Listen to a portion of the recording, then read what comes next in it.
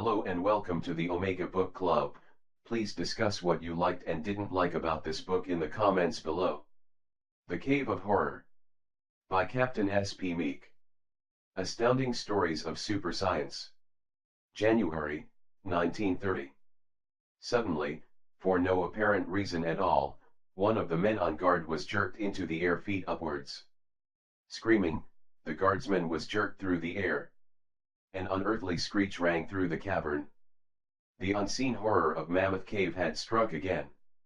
Dr. Bird looked up impatiently as the door of his private laboratory in the Bureau of Standards swung open, but the frown on his face changed to a smile as he saw the form of Operative Carnes of the United States Secret Service framed in the doorway. "Hello, Carnes," he called cheerfully.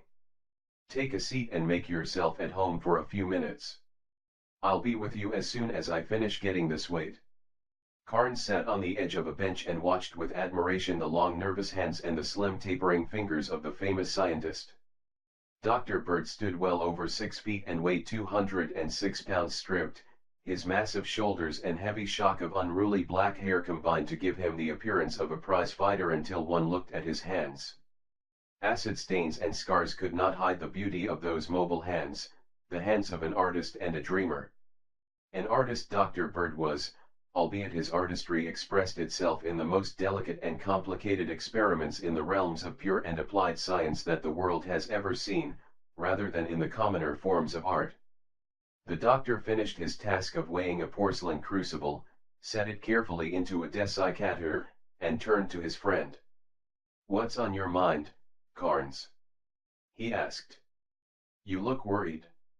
Is there another counterfeit on the market?" The operative shook his head. "Have you been reading those stories that the papers have been carrying about Mammoth Cave?" he asked. Dr. Bird emitted a snort of disgust. "I read the first one of them partway through on the strength of its being an Associated Press dispatch," he replied, "but that was enough. It didn't exactly impress me with its veracity, and, from a viewpoint of literature, the thing was impossible. I have no time to pore over the lucubrations of an inspired press agent." "So you dismissed them as mere press agent work?" "Certainly. What else could they be? Things like that don't happen fortuitously just as the tourist season is about to open. I suppose that those yarns will bring flocks of the curious to Kentucky though. The public always responds well to sea serpent yarns." "Mammoth Cave has been closed to visitors for the season," said Carnes quietly. "What?" cried the doctor in surprise. Was there really something to those wild yarns? There was, and what is more to the point, there still is. At least there is enough to it that I am leaving for Kentucky this evening, and I came here for the express purpose of asking you whether you wanted to come along. Bolton suggested that I ask you. He said that the whole thing sounded to him like magic and that magic was more in your line than in ours. He made out a request for your services and I have it in my pocket now. Are you interested?" "How does the Secret Service cut in on it?" asked the doctor. "It seems to me that it is a state matter. Mammoth Cave isn't a national park. Apparently you haven't followed the papers. It was a state matter until the governor asked for federal troops. Whenever the regulars get into trouble, the federal government is rather apt to take a hand. I didn't know that regulars had been sent there. Tell me about the case. Will you come along?" Dr. Bird shook his head slowly. "I really don't see how I can spare the time, Carnes," he said. "I am in the midst of some work of the utmost importance and it hasn't reached the stage where I can turn it over to an assistant." "Then I won't bother you with the details," replied Carnes as he rose. "Sit down, confound you," cried the doctor. "You know better than to try to pull that on me. Tell me your case, and then I'll tell you whether I'll go or not. I can't spare the time, but, on the other hand, if it sounds interesting enough." Carnes laughed. "All right, doctor," he said, "I'll take enough time to tell you about it even if you can't go. Do you know anything about it?" "No. I read the first story halfway through and then stopped." "Start at the beginning and tell me the whole thing." Have you ever been to Mammoth Cave? No. It, or rather they, for while it is called Mammoth Cave it is really a series of caves, are located in Edmonson County in central Kentucky, on a spur railroad from Glasgow Junction on the Louisville and Nashville Railroad. They are natural limestone caverns with the customary stalactite and stalagmite formation, but are unusually large and very beautiful. The caves are quite extensive and they are on different levels, so that a guide is necessary if one wants to enter them and be at all sure of finding the way out. Visitors are taken over a regular route and are seldom allowed to visit portions of the cave off these routes. Large parts of the cave have never been thoroughly explored or mapped. So much for the scene. About a month ago a party from Philadelphia who were motoring through Kentucky, entered the cave with a regular guide. The party consisted of a man and his wife and their 2 children, a boy of 14 and a girl of 12. They went quite a distance back into the caves and then, as the mother was feeling tired, she and her husband sat down, intending to wait until the guide showed the children some sights which lay just ahead and then return to them. The guide and the children never returned. What happened? No one knows. All that is known is the bare fact that they have not been seen since. A kidnapping case? Apparently not, in the light of later happenings, although that was at first thought to be the explanation. The parents waited for some time. The mother says that she heard faint screams in the distance some 10 minutes after the guide and the children left, but they were very far away and she isn't sure that she heard them at all. At any rate, they didn't impress her at the time. When half an hour had passed they began to feel anxious, and the father took a torch and started out to hunt for them. The usual thing happened, he got lost. When he failed to return, the mother, now thoroughly alarmed, made her way, by some uncanny sense of direction, to the entrance and gave the alarm. In half an hour a dozen search parties were on their way into the cave. The father was soon located, not far from the beaten trail, but despite 3 days of constant search, the children were not located. The only trace of them that was found was a bracelet which the mother identified. It was found in the cavern some distance from the beaten path and was broken, as though by violence. There were no other signs of a struggle. When the bracelet was found, the kidnapping theory gained vogue, for John Harrell, the missing guide, knew the cave well and natives of the vicinity scouted the idea that he might be lost. Inspired by the large reward offered by the father, fresh parties began to explore the unknown portions of the cave. And then came the second tragedy. 2 of the searchers failed to return. This time there seemed to be little doubt of violence, for screams and a pistol shot were faintly heard by other searchers, together with a peculiar screaming howl, as it was described by those who heard it. A search was at once made toward the spot where the bracelet had been picked up, and the gun of one of the missing men was found within 50 yards of the spot where the bracelet had been discovered. 1 cylinder of the revolver had been discharged. Were there any signs on the floor? The searchers said that the floor appeared to be rather more moist and slimy than usual, but that was all. They also spoke of a very faint smell of musk, but this observation was not confirmed by others who arrived a few moments later. What happened next? The governor was appealed to and a company of the National Guard was sent from Louisville to Mammoth Cave. They took up camp at the mouth of the cave and prevented everyone from entering. Soldiers armed with service rifles penetrated the caverns, but found nothing. Visitors were excluded, and the guardsmen established regular patrols and sentry posts in the cave with the result that one night, when time came for a relief, the only trace that could be found of one of the guards was his rifle. It had not been fired. Double guards were then posted, and nothing happened for several days and then another sentry disappeared. His companion came rushing out of the cave screaming. When he recovered, he admitted that both he and the missing man had gone to sleep and that he awoke to find his comrade gone. He called, and he says that the answer he received was a peculiar whistling noise which raised all the hair on the back of his neck. He flashed his electric torch all around, but could see nothing. He swears, however, that he heard a slipping, sliding noise approaching him, and he felt that someone was looking at him. He stood it as long as he could and then threw down his rifle and ran for his life. Had he been drinking? No. It wasn't delirium either, as was shown by the fact that a patrol found his gun where he had thrown it, but no trace of the other sentry. After this second experience, the guardsmen weren't very eager to enter the cave, and the governor asked for regulars. A company of infantry was ordered down from Fort Thomas to relieve the guardsmen, but they fared worse than their predecessors. They lost 2 men the first night of their guard. The regulars weren't caught napping, for the main guard heard 5 shots fired. They rushed a patrol to the scene and found both of the rifles which had been fired, but the men were gone. The officer of the day made a thorough search of the vicinity and found, some 200 yards from the spot where the sentries had been posted, a crack in the wall through which the body of a man could be forced. This body crack had fresh blood on each side of it. Several of his men volunteered to enter the hole and search, but the lieutenant would not allow it. Instead, he armed himself with a couple of hand grenades and an electric torch and entered himself.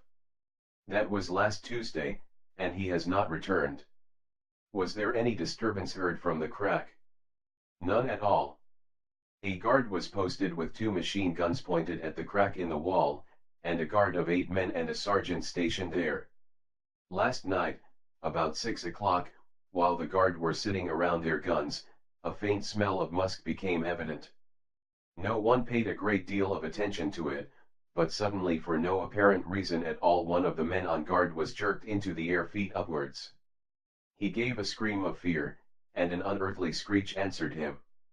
The guard, with the exception of 1 man, turned tail and ran. 1 man stuck by his gun and poured a stream of bullets into the crack. The retreating men could hear the rattle of the gun for a few moments and then there was a choking scream, followed by silence. When the officer of the day got back with a patrol, there was a heavy smell of musk in the air, and a good deal of blood was splashed around. The machine guns were both there, although one of them was twisted up until it looked like it had been through an explosion. The officer commanding the company investigated the place, ordered all men out of the cave, and communicated with the War Department. The Secretary of War found it too tough a nut to crack and he asked for help, so Bolton is sending me down there. Do you think, in view of this yarn, that your experiments can wait? The creases on Dr. Bird's high forehead had grown deeper and deeper as Carnes had told his story, but now they suddenly disappeared, and he jumped to his feet with a boyish grin. How soon are we leaving? He asked. In 2 hours, Doctor. A car is waiting for us downstairs and I have reservations booked for both of us on the Southern tonight. I knew that you were coming. In fact, the request for your services had been approved before I came here to see you. Dr. Bird rapidly divested himself of his laboratory smock and took his coat and hat from a cupboard. I hope you realize, Carnsey, old dear, he said as he followed the operative out of the building, that I have a real fondness for your worthless old carcass. I am leaving the results of 2 weeks of patient work alone and unattended in order to keep you out of trouble, and I know that it will be ruined when I get back. I wonder whether you are worth it. Bosh! Retorted Carnes. I'm mighty glad to have you along, but you needn't rub it in by pretending that it is affection for me that is dragging you reluctantly into this mess. With an adventure like this ahead of you, leg irons and handcuffs wouldn't keep you away from Mammoth Cave, whether I was going or not. It was late afternoon before Dr. Bird and Carnes dismounted from the special train which had carried them from Glasgow Junction to Mammoth Cave. They introduced themselves to the major commanding the guard battalion which had been ordered down to reinforce the single company which had borne the first brunt of the affair, and then interviewed the guards who had been routed by the unseen horror which was haunting the famous cave. Nothing was learned which differed in any great degree from the tale which Carnes had related to the doctor in Washington, except that the officer of the day who had investigated the last attack failed to entirely corroborate the smell of musk which had been reported by the other observers. It might have been musk, but to me it smelled differently, he said. Were you ever near a rattlesnake den in the West? Dr. Bird nodded. Then you know the peculiar reptilian odor which such a place gives off. Well, this smell was somewhat similar, although not the same by any manner of means. It was musky all right, but it was more snake than musk to me. I rather like musk, but this smell gave me the horrors. Did you hear any noises? None at all. The men described some rather peculiar noises, and Sergeant Jervis is an old file and pretty apt to get things straight, but they may have been made by the men who were in trouble. I saw a man caught by a boa in South America once, and the noises he made might very well have been described in almost the same words as Jervis used. Thanks, Lieutenant, replied the doctor. I'll remember what you have told me. Now I think that we'll go into the cave. My orders are to allow no one to enter, Doctor. I beg your pardon. Carnes, where is that letter from the Secretary of War? Carnes produced the document. The lieutenant examined it and excused himself. He returned in a few moments with the commanding officer. In the face of that letter, Dr. Bird, said the major, I have no alternative to allowing you to enter the cave, but I will warn you that it is at your own peril. I'll give you an escort, if you wish. If Lieutenant Pierce will come with me as a guide, that will be all that I need. The lieutenant paled slightly, but threw back his shoulders. Do you wish to start at once, sir? He asked. In a few moments. What is the floor of the cave like where we are going? Quite wet and slimy, sir. Very slippery.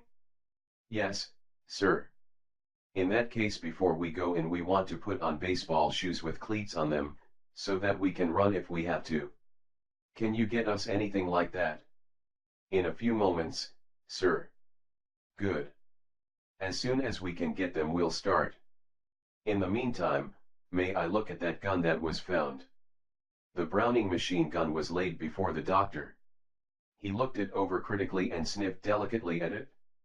He took from his pocket a phial of liquid, moistened a portion of the water jacket of the weapon, and then rubbed the moistened part briskly with his hand. He sniffed again. He looked disappointed, and again examined the gun closely. Carnes, he said at length, do you see anything on this gun that looks like tooth marks? Nothing, doctor. Neither do I. There are some marks here which might quite conceivably be fingerprints of a 40-foot giant, and those two parallel grooves look like the result of severe squeezing, but there are no tooth marks. Strange. There is no persistent odor on the gun, which is also strange. Well, there's no use in theorizing, we are confronted by a condition and not a theory, as someone once said. Let's put on those baseball shoes and see what we can find out. Dr. Bird led the way into the cave, Carnes and the lieutenant following closely with electric torches. In each hand Dr. Bird carried a phosphorus hand grenade. No other weapons were visible, although the doctor knew that Carnes carried a caliber .45 automatic pistol strapped under his left armpit. As they passed into the cave, the lieutenant stepped forward to lead the way. I'm going first, said the doctor. Follow me and indicate the turns by pressure on my shoulder. Don't speak after we have started, and be ready for instant flight. Let's go. Forward into the interior of the cave they made their way. The iron cleats of the baseball shoes rang on the floor, and the noise echoed back and forth between the walls, dying out in little eerie whispers of sound that made Carnes' hair rise. Ever forward they pressed, the lieutenant guiding the doctor by silent pressure on his shoulder and Carnes following closely. For half a mile they went on until a restrainable pressure brought the doctor to a halt. The lieutenant pointed silently toward a crack in the wall before them. Carnes started forward to examine it, but a warning gesture from the doctor stopped him. Slowly, an inch at a time, the doctor crept forward, hand grenades in readiness. Presently he reached the crack and, shifting one of the grenades into his pocket, he drew forth an electric torch and sent a beam of light through the crack into the dark interior of the earth. For a moment he stood thus, and then suddenly snapped off his torch and straightened up in an attitude of listening. The straining ears of Carnes and Lieutenant Pierce could hear a faint slithering noise coming toward them, not from the direction of the crack, but from the interior of the cave. Simultaneously a faint, musky, reptilian odor became apparent. "Run!" shouted the doctor. "Run like hell. It's loose in the cave." The lieutenant turned and fled at top speed toward the distant entrance to the cave, Carnes at his heels. Dr. Bird paused for an instant, straining his ears, and then threw a grenade. A blinding flash came from the point where the missile struck and a white cloud rose in the air. The doctor turned and fled after his companions. Not for nothing had Dr. Bird been an athlete of note in his college days. Despite the best efforts of his companions, who were literally running for their lives, he soon caught up with them. As he did so, a weird, blood-curdling screech rose from the darkness behind them. Higher and higher in pitch the note rose until it ended suddenly in a gurgling grunt, as though the breath which uttered it had been suddenly cut off. The slithering, rustling noise became louder on their trail. "Faster!" gasped the doctor, as he put his hand on Carnes' shoulder and pushed him forward. The noise of pursuit gained slightly on them, and a sound as of intense breathing became audible. Dr. Bird paused and turned and faced the oncoming horror. His electric torch revealed nothing, but he listened for a moment, and then threw his second grenade. Keenly he watched its flight. It flew through the air for 30 yards and then struck an invisible obstruction and bounded toward the ground. Before it struck, the downward motion ceased, and it rose in the air. As it rose, it burst with a sharp report, and a wild scream of pain filled the cavern with a deafening roar. The doctor fled again after his companions. By the time he overtook them, the entrance of the cave loomed before them. With sobs of relief they burst out into the open. The guards sprang forward with raised rifles, but Dr. Bird waved them back. "There's nothing after us, men," he panted. "We got chased a little way, but I tossed our pursuer a handful of phosphorus and it must have burned his fingers a little, judging from the racket he made. At any rate, it stopped the pursuit." The major hurried up. "Did you see it, doctor?" he asked. "No, I didn't. No one has ever seen it or anything like it. I heard it and, from its voice, I think it has a bad cold. At least, it sounded hoarse, so I gave it a little white phosphorus to make a poultice for its throat, but I didn't get a glimpse of it. For God's sake, doctor, what is it?" "I can't tell you yet, Major. So far I can tell, it is something new to science and I am not sure just what it looks like. However, I hope to be able to show it to you shortly." "Is there a telegraph office here?" "No, but we have a signal corps detachment with us, and they have a portable radio set which will put us in touch with the Army net." "Good. Can you place a tent at my disposal?" "Certainly, doctor." "All right, I'll go there, and I would appreciate it if you would send the radio operator to me. I want to send a message to the Bureau of Standards to forward me some apparatus which I need." "I'll attend to it, doctor. Have you any special advice to give me about the guarding?" "Yes. Have you, or can you get, any livestock?" "Livestock?" "Yes. Cattle preferred, although hogs or sheep will do at a pinch." "Sheep will do quite well. I'll see what I can do, doctor." "Get them by all means, if it is possible to do so. Don't worry about paying for them, Secret Service funds are not subject to the same audit that Army funds get. If you can locate them, drive a couple of cattle or half a dozen sheep well into the cave and tether them there. If you don't get them, have your sentries posted well away from the cave mouth, and if any disturbance occurs during the night, tell them to break and run. I hope it won't come out, but I can't tell." A herd of cattle was soon located and two of the beasts driven into the cave. 2 hours later a series of horrible screams and bellowings were heard in the cave. Following their orders the sentries abandoned their posts and scattered, but the noise came no nearer the mouth, and in a few minutes silence again reigned. "I hope that will be all that will be needed for a couple of days," said the doctor to the commanding officer, "but you had better have a couple more cattle driven in the morning. We want to keep the brood well fed." Is there a tank stationed at Fort Thomas? No, there isn't. Then radio Washington that I want the fastest three-man tank that the Army has sent here at once. Don't bother with military channels, radio direct to the Adjutant General, quoting the Secretary of the Treasury as authority. Tell him that it's a rush matter, and sign the message bird if you are afraid of getting your tail twisted. Twice more before the apparatus which the doctor had ordered from Washington arrived, cattle were driven into the depths of the cave, and twice were the screams and bellowings from the cave repeated. Each time searching parties found the cattle gone in the morning.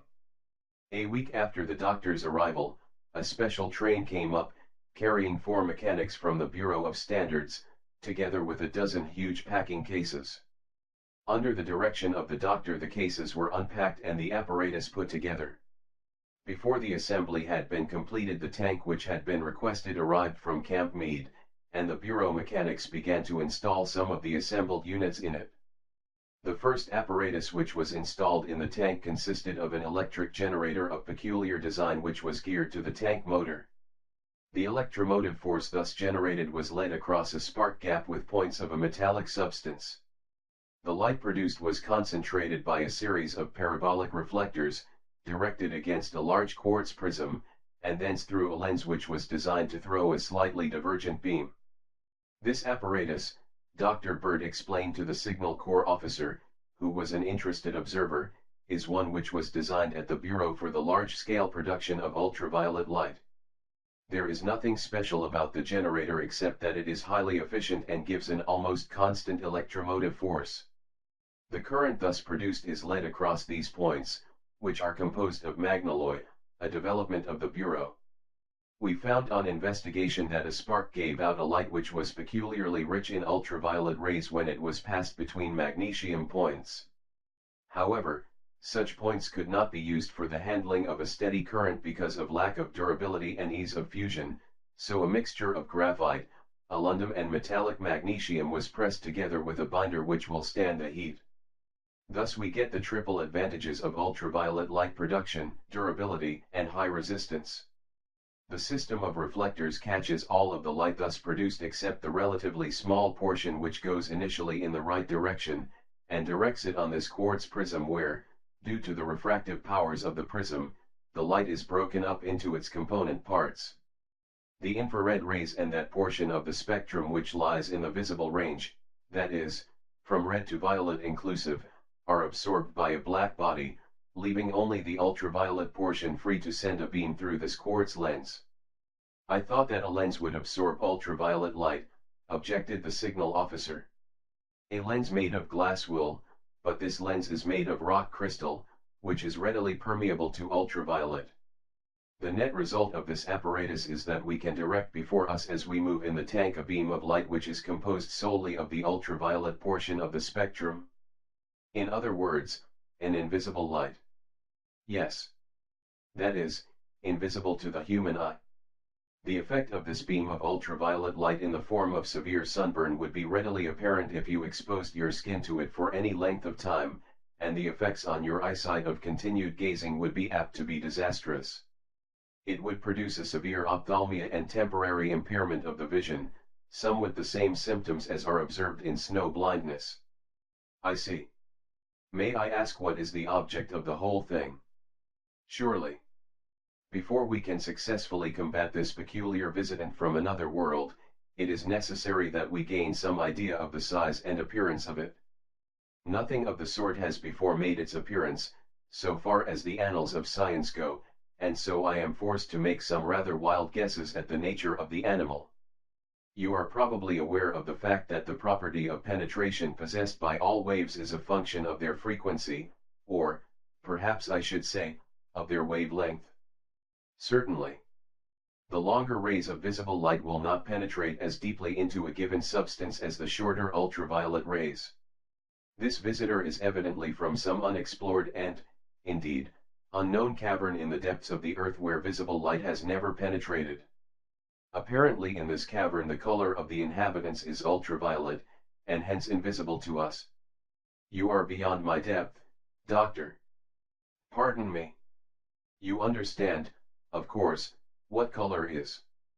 When sunlight, which is a mixture of all colors from infrared to ultraviolet inclusive, falls on an object, certain rays are reflected and certain others are absorbed. If the red rays are reflected and all others absorbed, the object appears red to our eyes. If all the rays are reflected, the object appears white, and if all are absorbed, it appears black. I understand that. The human eye cannot detect ultraviolet. Suppose then, that we have an object, either animate or inanimate, the surface of which reflects only ultraviolet light, what will be the result? The object will be invisible. I should think it would be black if all the rays except the ultraviolet were absorbed. It would, but mark, I did not say the others were absorbed. Are you familiar with fluorescein? No. I think you are. It is the dye used in making changeable silk. If we fill a glass container with a fluorescein solution and look at it by reflected light, it appears green. If we look at it by transmitted light, that is, light which has traversed the solution, it appears red. In other words, this is a substance which reflects green light, allows a free passage to red light, and absorbs all other light. This creature we are after, if my theory is correct, is composed of a substance which allows free passage to all of the visible light rays and at the same time reflects ultraviolet light. Do I make this clear? Perfectly. Very well, then. My apparatus will project forward a beam of ultraviolet light which will be in much greater concentration than exists in an incandescent electric light. It is my hope that this light will be reflected by the body of the creature to a sufficient to allow me to make a photograph of it. But won't your lens prevent the ultraviolet light from reaching your plate? An ordinary lens made of optical glass would do so, but I have a camera here equipped with a rock crystal lens, which will allow ultraviolet light to pass through it practically unhindered, and with very slight distortion. When I add that I will have my camera charged with X-ray film, a film which is peculiarly sensitive to the shorter wavelengths, you will see that I will have a fair chance of success. It sounds logical. Would you allow me to accompany you when you make your attempt? I will be glad of your company, if you can drive a tank. I want to take Carnes with me, and the tank will only hold two besides the driver. I can drive a tractor. In that case you should master the tricks of tank driving in short order. Get familiar with it and we'll appoint you as driver. We'll be ready to go in tonight, but I am going to wait a day.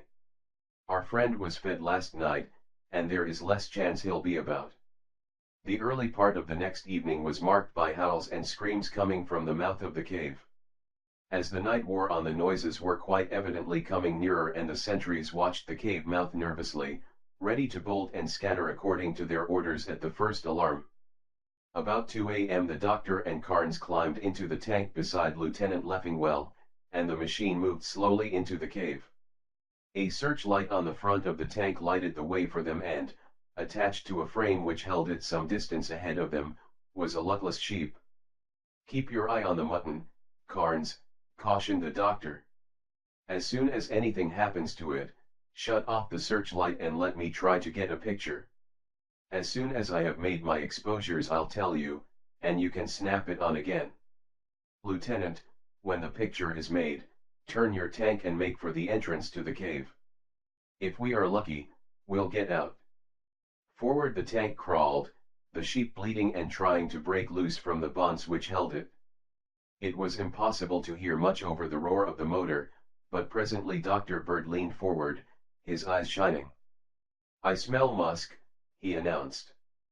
"Get ready for action." Even as he spoke the sheep was suddenly lifted into the air. It gave a final bleat of terror, and then its head was torn from its body. "Quick, Carnes!" shouted the doctor. The searchlight went out, and Carnes and the lieutenant could hear the slide of the ultraviolet light which Dr. Bird was manipulating open. For 2 or 3 minutes the doctor worked with his apparatus. "All right," he cried suddenly. "Lights on and get out of here." Carnes snapped on the searchlight and Lieutenant Leffingwell swung the tank around and headed for the cave mouth. For a few feet their progress was unhindered, and then the tank ceased its forward motion, although the motor still roared and the track slid on the cave floor. Carnes watched with horror as one side of the tank bent slowly in toward him. There was a rending sound, and a portion of the heavy steel fabric was torn away. Dr. Bird bent over something on the floor of the tank. Presently he straightened up and threw a small object into the darkness. There was a flash of light, and bits of flaming phosphorus flew in every direction. The anchor which held the tank was suddenly loosed and the machine crawled forward at full speed, while a roar as of escaping air mingled with a bellowing shriek burdened the smoke-laden air. "Faster!" cried the doctor, as he threw another grenade. Lieutenant Leffingwell got the last bit of speed possible out of the tank and they reached the cave mouth without further molestation. "I had an idea that our friend wouldn't care to pass through a phosphorus screen," said Dr. Bird with a chuckle as he climbed out of the tank. "He must have been rather severely burned the other day, and once burned is usually twice shy. Where is Major Brown?" The commanding officer stepped forward. "Drive a couple of cattle into the cave, Major," directed Dr. Bird. "I want to fill that brute up and keep him quiet for a while. I'm going to develop my films." Lieutenant Leffingwell and Carnes peered over the doctor's shoulders as he manipulated his films in a developing bath. Gradually vague lines and blotches made their appearance on one of the films, but the form was indistinct. Dr. Bird dropped the films in a fixing tank and straightened up. "We have something, gentlemen," he announced, "but I can't tell yet how clear it is. It will take those films 15 minutes to fix, and then we'll know." In a quarter of an hour he lifted the first film from the tank and held it to the light. The film showed a blank. With an exclamation of disappointment he lifted a second and third film from the tank, with the same result he raised the fourth one. "Good Lord!" gasped Carnes. In the plate could be plainly seen the hindquarters of the sheep held in the grasp of such a monster as even the drug-laden brain of an opium smoker never pictured. Judging from the sheep, the monster stood about 20 feet tall, and its frame was surmounted by a head resembling an overgrown frog. Enormous jaws were open to seize the sheep but, to the amazement of the three observers, the jaws were entirely toothless. Where teeth were to be expected, long parallel ridges of what looked like bare bone, appeared, without even a rudimentary segregation into teeth. The body of the monster was long and snake-like, and was borne on long, heavy legs ending in feet with 3 long toes, armed with vicious claws. The crowning horror of the creature was its forelegs. They were of enormous length, thin and attenuated looking, and ended in huge misshapen hands, knobby and blotched, which grasped the sheep in the same manner as human hands. The eyes were as large as dinner plates, and they were glaring at the camera with an expression of fiendish malevolence which made Carnes shudder. "How does that huge thing ever get through that crack we examined?" demanded the lieutenant. Dr. Bird rubbed his head thoughtfully. "It's not an amphibian," he muttered, "as is plainly shown by the shape of the limbs and the lack of a tail, and yet it appears to have scales of the true fish type. It corresponds to no recovered fossil, and I am inclined to believe it is unique. The nervous organization must be very low, judging from the lack of forehead and the general conformation. It has enormous strength, and yet the arms look feeble." "It can't get through that crack," insisted the lieutenant. "Apparently not," replied the doctor. "Wait a moment, though. Look at this." He pointed to the great disproportion between the length and diameter of the forelegs, and then to the hind legs. "Either this is grave distortion or there is something mighty queer about that conformation. No animal could be constructed like that." He turned the film so that an oblique light fell on it. As he did so he gave a cry of astonishment. "Look here," he said sharply. "It does get through that crack. Look at those arms and hands. There is the answer. This creature is tall and broad, but from front to rear it can measure only a few inches. The same must be true of the frog-like head. That animal has been developed to live and move in a low-roofed cavern, and to pass through openings only a few inches wide. Its bulk is all in 2 dimensions. "I believe you're right," said Carnes as he studied the film. There is no doubt of it, answered the doctor. Look at those paws, too, Carnes. That substance isn't bone, it's gum. The thing is so young and helpless that it hasn't cut its teeth yet. It must be a baby, and that is the reason why it made its way into the cave when no other of its kind ever has.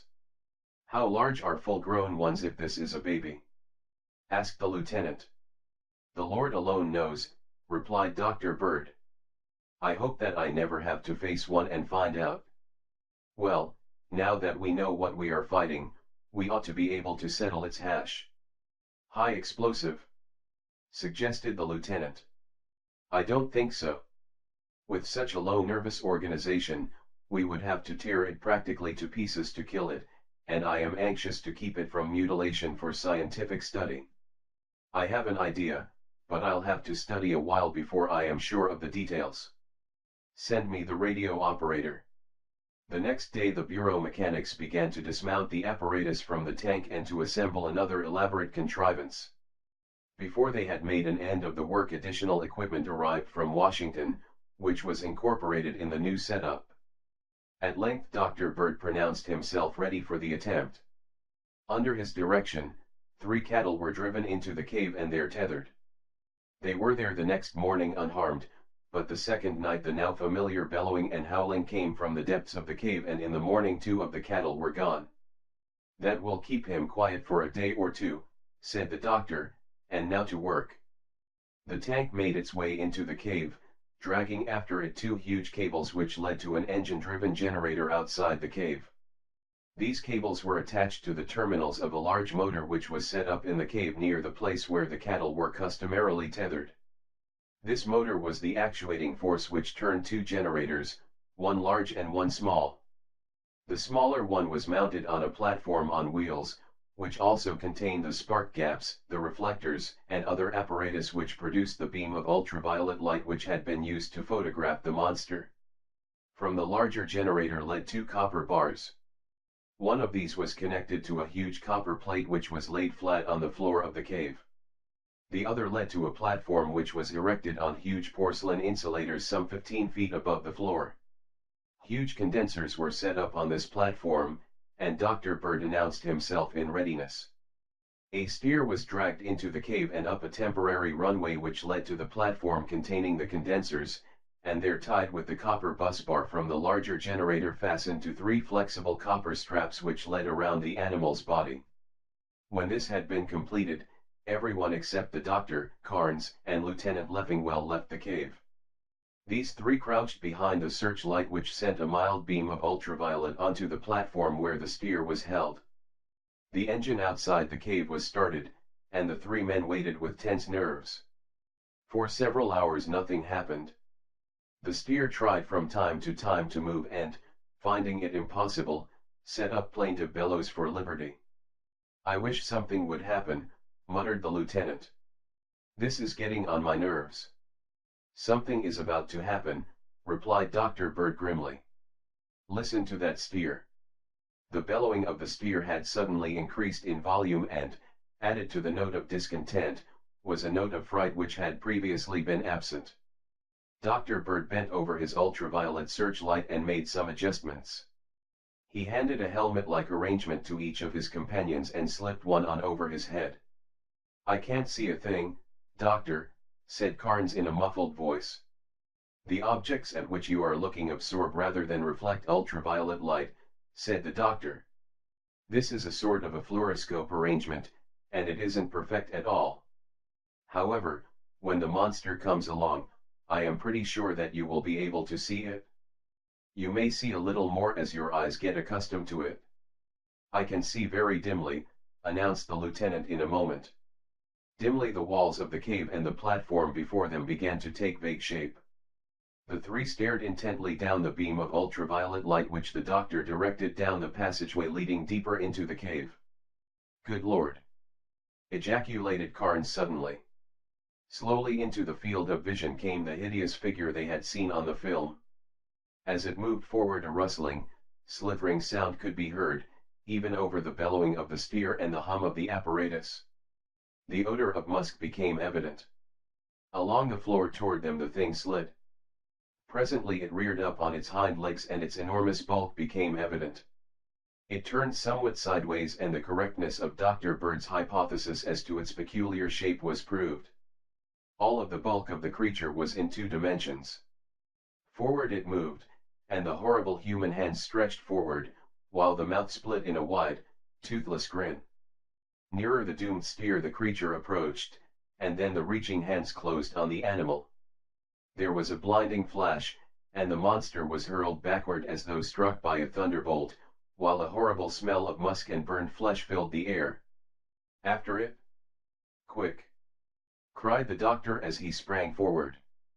Before he could reach the prostrate creature it moved and then, slowly at first, but with rapidly gaining speed, it slithered over the floor in retreat. Dr. Bird's hand swung through an arc, and there was a deafening crash as a hand grenade exploded on the back of the fleeing monster. An unearthly scream came from the creature, and its motion changed from a steady forward glide to a series of convulsive jerks. Leffingwell and Carnes threw grenades, but they went wide of their mark, and the monster began to again increase its speed. Another volley of grenades was thrown and one hit scored, which slowed the monster somewhat but did not arrest the steady forward movement. "Any more bombs?" demanded the doctor. "Damn!" he cried as he received negative answers. "The current wasn't strong enough. It's going to get away." Carnes jerked his automatic from under his armpit and poured a stream of bullets into the fleeing monster. Slower and slower the motion of the creature became, and its movements again became jerky and convulsive. "Keep it in sight!" cried the doctor. "We may get it yet." Cautiously the three men followed the retreating horror, Leffingwell pushing before him the platform holding the ultraviolet ray apparatus. The chase led them over familiar ground. "There is the crack!" cried the lieutenant. "Too late," replied the doctor. He rushed forward and seized the lower limb of the monster and tried with all his strength to arrest its flight, but despite all that he could do it slid sideways through the crack in the wall and disappeared. A final backward kick of its leg threw the doctor 20 feet against the far wall of the cave. "Are you hurt, doctor?" cried Carnes. "No, I'm all right." "Put on your masks and start the gas. Quick. That may stop it before it gets in far." The three adjusted gas masks and thrust the mouths of 2 gas cylinders which were on the light truck into the crack, and opened the valves. The hissing of the gas was accompanied by a thrashing, writhing sound from the bowels of the earth for a few minutes, but the sound retreated and finally died away into an utter silence. "And that's that!" cried the doctor half an hour later as they took off their gas masks outside the cave. "It got away from us. Carnes, how soon can we get a train back to Washington?" "What kind of a report are you going to make to the Bureau, doctor?" asked Carnes as they sat in the smoker of a southern train, headed for the capital. "I'm not going to put in any report, Carnes," replied the doctor. "I haven't got the creature or any part of it to show, and no one would believe me. I am going to maintain a discreet silence about the whole matter. But you have your photograph to show, doctor, and you have my evidence and Lieutenant Leffingwell's. The photograph might have been faked and I might have doped both of you. In any case, your words are no better than mine." "No, indeed, Carnes, when I failed to make the current strong enough to kill it outright I made the first of the moves which bind me to silence, although I thought that 200,000 volts would be enough. The second failure I made was when I missed him with my second grenade, although I doubt if all 6 would have stopped him. My third failure was when we failed to get a sufficient concentration of cyanide gas into that hole in a hurry. The thing is so badly crippled that it will die, but it may take hours, or even days, for it to do so. It has already made its way so far into the earth that we couldn't reach it by blasting without danger of bringing the whole place down on our heads. Even if we could blast our way into the place it came from I wouldn't dare open a path which would allow Lord only knows what terrible monsters to invade the earth. When the soldiers have finished stopping that crack with 10 feet of solid masonry, I think the barrier will hold, even against that critter's papa and mama and all its relatives." Then Mammoth Cave will be safe for visitors again. That latter fact is the only report which I will make. It is a dandy story to go to waste, said Carnes soberly. Tell it then, if you wish, and get laughed at for your pains. No, Carnes, you must learn one thing. A man like Bolton, for instance, will implicitly believe that a four-leaf clover in his watch charm will bring him good luck, and that carrying a buckeye keeps rheumatism away from him, but tell him a bit of sober fact like this, attested by 3 reliable witnesses and a good photograph, and you'll just get laughed at for your pains. I'm going to keep my mouth shut. So be it, then, replied Carnes with a sigh. Thank you for joining us in the Omega Book Club. Do not forget to like, share and subscribe. And leave a comment. Have a great day. Bye bye.